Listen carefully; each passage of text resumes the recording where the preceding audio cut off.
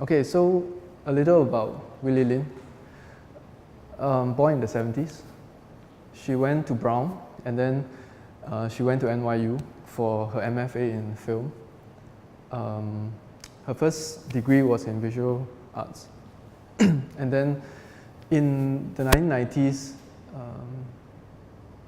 after a very small film project in her bachelor degree, she got hooked onto making films. So she started making films, eventually showcasing one of her short film called Norman on the Air. So that was the first time she got publicly recognized, as a filmmaker who won something. And then subsequently, she made Holiday. It was a finalist at the SIFF that year, 2002. And then 2003, with another short film, Autograph Book, she finally got critical success. 2007, she made her first feature, which was what you were talking about, Gone Shopping. Hello. And then 2008, she set up a films company with her husband, Charles Lim. So now she continues to make films, advertisements, and so on. So that's a shot of her with Bo Jun Fong. And that's Autograph Book. I'm going to show you the film later in the seminar. I think something to be said about Li Lin is she is a storyteller. She's very versatile. The kinds of stories that she tells, I would say it has quite a range. So very flexible. She has got, certain ability to tell a story in a way that can engage you, but then also in very different ways. We will see what some of these ways are. But for now, this is a quote I have taken from her. So she says that all filmmakers, if they are good filmmakers, they would want to tell a story and to tell it in his or her own sensibilities, meaning with maybe my own point of view, my world view, my perspective, my belief system, etc. And she thinks that it is a lifelong journey for her, making films and telling stories in this way. So I think that is what is reflected in the sort of films that she makes. And today we will explore some of these films and then with them, some of the things that she's concerned with. From this film and thinking back about what we saw in the other scene from Dr. Caligari, do you see any parallels or any similarities? Yeah? What were some of these similarities you saw? The use of makeup, yeah, and very thick, very exaggerated makeup. Anything else? The fact that it plays with again the liminal space of being between awake and sleep. That the girl Oh yes. swimming and the other is the somnambulist, so that realm of sleeping and dreaming.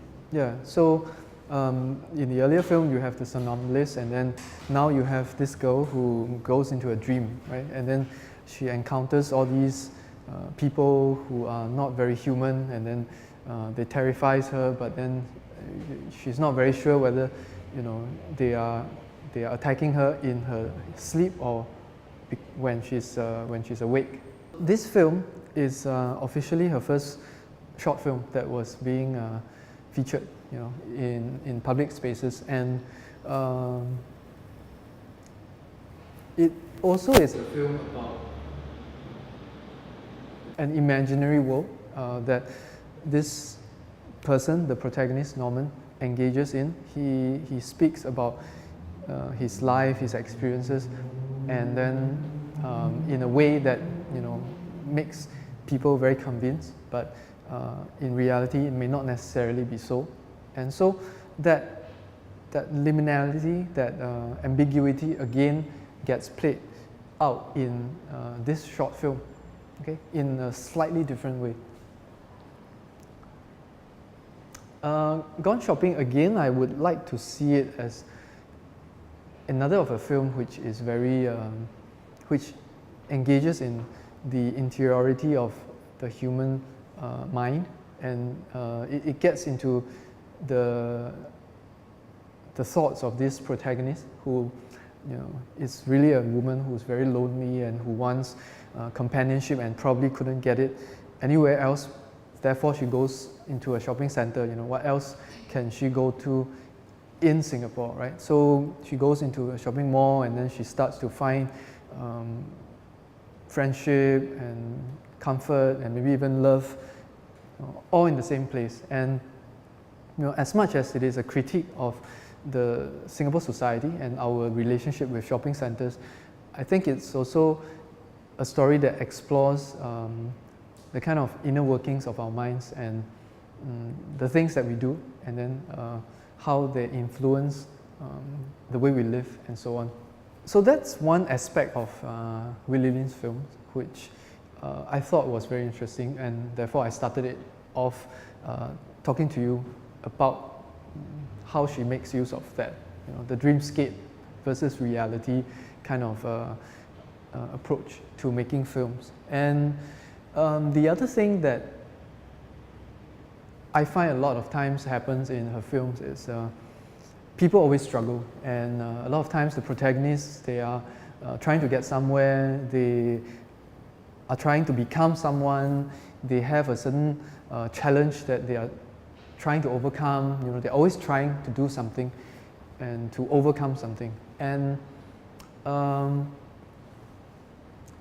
lot of different people, different characters from different worlds, from different ages, different stages in their lives, they get caught up in Li Lin's narratives. And I would like to think that we can watch her films and we can at least identify with a few of these characters. So, for example, you have this 2000, this film that was made in the year 2000, and it's called Lunchtime. It's another short film. Again, an imaginary world that the protagonist, the lady over here, engages in. In her own little mind, she imagines a world and a life for herself, which may not necessarily be related to her real world and her real life. And interestingly enough, in this scene that I have kind of screenshot, we actually see the two characters watching The Nightmare, a famous film of hers called Holiday. It stars Adrian Pang, and it's got to do with this man who gets retrenched, and he's been working for 8 years with the company. He's not sure what to do from here, and he struggles to find his identity again. So in a film of about 20 minutes, you get to see him going to work and then realizing he's no longer needed, and then trying to figure out what's his next step. And you have an autograph book about a group of young girls moving on from primary to secondary school, and then trying to get one another's contacts, trying to say goodbye to one another in a way that would make them feel sentimental and worthwhile, okay? And maybe even reflective of how you tried to say goodbye to your friends back in secondary school, or primary school, in your own schools. You've watched the short film. Now, you can see that it's really different from the earlier film that she made, right? And instead of saying, it's a different stage of filmmaking for her, I would like to think or say that it's just got to do with her maturing as a filmmaker, and then exploring her repertoire and then trying to figure out what are some of the different things that she can do with film, because I think this whole preference to make film and then to engage in the dreamscape versus reality never really left Li Lin. It's always in some of her films and maybe more vivid in some than in others, but it's always there, and even up till now I think you can still see it in the films that she makes. Some things that tie these films together, I think there are some themes that we can consider. So of course for Autograph Book it will be growing up and the search for an identity, also very prominent in quite a number of her short films. This desire to be someone, of hoping and aspiring to doing good things or great things. You also see that happening in the lives of many of her characters. And of course, the going back to this sense of worth or sense of self for her characters is also very important for many of them, whether they want to become a professional, to become a better parent, a better child, and so on.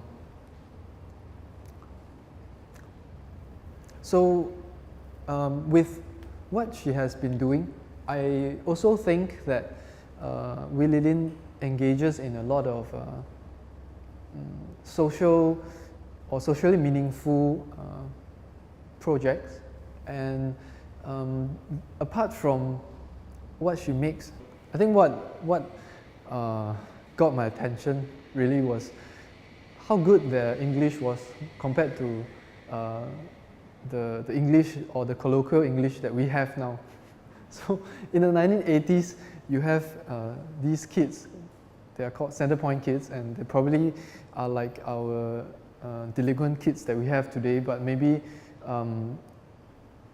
it's something that's worth more research and probably consideration before we place that word on them, delinquents. And I find that very intriguing because it's yet another piece of history that captures a particular era in Singapore, which perhaps I was too young to appreciate back then. And what happened to these kids, and why did they do what they do, and how they're living their lives now. I think these are some things that she explores in her documentary, and it's also something that I think you guys, if you're interested, may want to check out on your own. So here we will just wrap up today's seminar. We all need stories, and we can all appreciate stories.